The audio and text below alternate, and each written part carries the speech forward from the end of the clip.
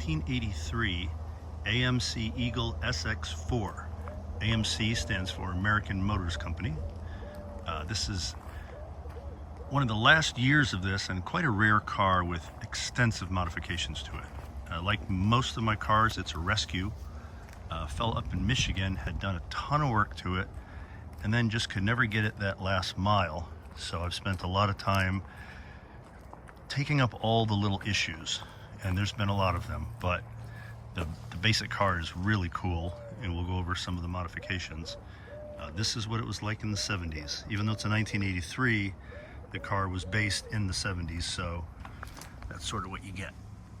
It's pretty cool. It's fun to drive, gets a lot of attention. Something I think I failed to mention is that this car is four-wheel drive.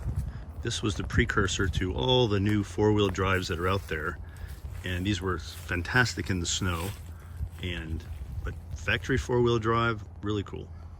As I said, the interior is right out of the 1970s. That is 100% vinyl seating.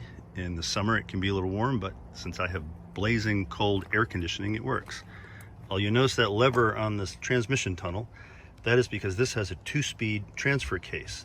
These originally came with just a single gear transfer case, and this has a low range.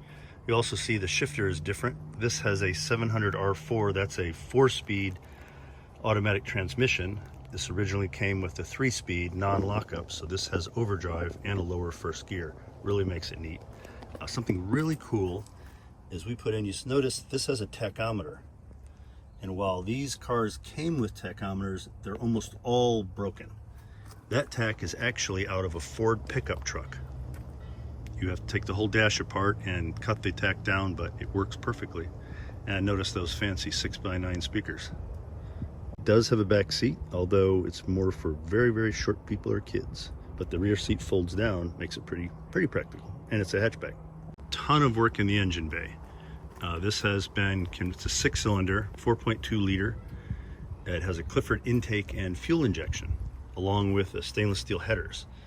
It still doesn't really put out all that much power, but dramatically better than the carburetor that it had on it. There were so many hoses and lines you couldn't even see the carburetor. It also has a General Motors HEI ignition system. I kind of use those in just about everything. They're just so good. And you see a modern air conditioning compressor. Runs super well. It's not fast, but super efficient. Starts right up. Great engine.